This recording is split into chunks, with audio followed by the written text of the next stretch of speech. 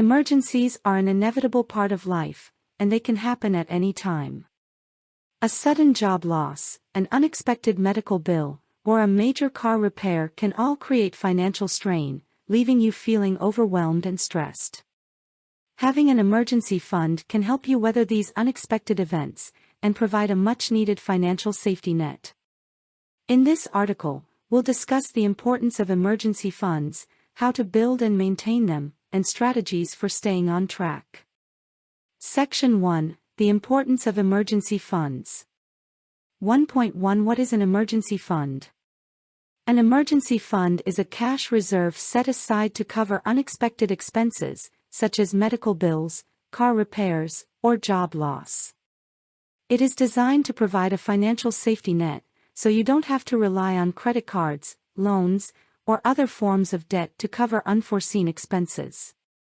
1.2 Why is an emergency fund important? Having an emergency fund can help you in several ways. First, it provides a sense of financial security and peace of mind, knowing that you have a cushion to fall back on in case of an emergency. Second, it can help you avoid taking on debt to cover unexpected expenses, which can lead to high interest charges and long-term financial stress. Finally, an emergency fund can help you stay on track with your financial goals, such as saving for retirement or paying down debt, by providing a buffer against unexpected setbacks. 1.3 How much should you have in an emergency fund? The amount you should have in your emergency fund depends on several factors, such as your income, expenses, and financial goals. A common rule of thumb is to have 3 to 6 months' worth of living expenses set aside in your emergency fund.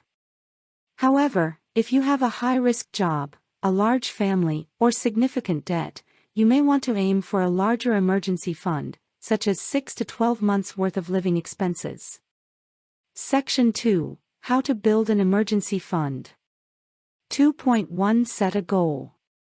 The first step in building an emergency fund is to set a specific goal for how much you want to save. As mentioned earlier, a common rule of thumb is to aim for 3 to 6 months' worth of living expenses. However, you may want to adjust this amount based on your individual circumstances. 2.2 Create a budget. Once you have a goal in mind, the next step is to create a budget to help you reach that goal. This means identifying your monthly income and expenses, and finding areas where you can cut back to free up more money for savings. For example, you may be able to reduce your entertainment expenses, or cut back on eating out, to save more money each month. 2.3 Start small. Building an emergency fund can feel overwhelming, especially if you're starting from scratch. However, it's important to start small and build momentum over time. Even saving $25 or $50 per week can add up over time, and help you reach your goal more quickly than you might expect. 2.4 Automate your savings. One of the easiest ways to save money is to automate your savings. This means setting up a recurring transfer from your checking account to your emergency fund each month. This way, you don't have to remember to save money each month, and it becomes a habit over time. 2.5 Consider a high-yield savings account. To maximize the growth of your emergency fund, consider opening a high-yield savings account.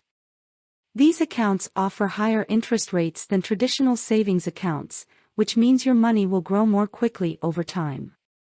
Just be sure to check the terms and conditions of the account, such as minimum balance requirements or fees, before opening one.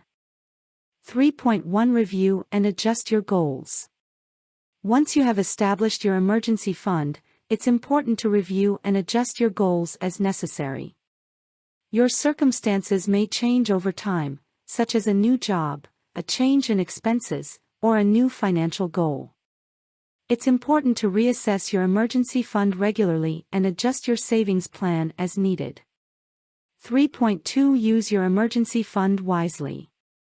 While it may be tempting to dip into your emergency fund for non-emergency expenses, it's important to use your fund wisely. Remember, The purpose of your emergency fund is to provide a safety net for unexpected expenses. Using it for non-emergency expenses can deplete your savings and leave you vulnerable in case of a true emergency. 3.3 Replenish your fund. If you do need to use your emergency fund, it's important to replenish it as soon as possible. This means returning to your savings plan and making sure you're setting aside enough money each month to rebuild your emergency fund. This way, you'll be prepared for any future emergencies that may arise. 3.4 Consider insurance. While an emergency fund is an important part of any financial safety net, it's not the only one. Consider purchasing insurance policies, such as health insurance, auto insurance, or disability insurance, to protect yourself against unexpected events. This way, you'll have multiple layers of protection in case of an emergency. 3.5 Stay committed. Finally, it's important to stay committed to your emergency fund and your savings goals over the long term. Building an emergency fund takes time and effort, but it's worth it for the peace of mind and financial security it provides. By staying committed to your savings plan, you'll be better prepared to handle any unexpected events that may come your way. Conclusion. In summary, an emergency fund is an essential part of any financial plan. It provides a safety net for unexpected expenses, helps you avoid taking on debt, and allows you to stay on track with your financial goals. To build an emergency fund, set a specific goal, create a budget, start small, automate your savings, and consider a high-yield savings account. Once you have established your emergency fund, review and adjust your goals regularly, use your fund wisely, replenish it as necessary, and consider additional layers of protection, such as insurance. By staying committed to your savings plan over the long term, you'll be better prepared to handle any unexpected events that may come your way.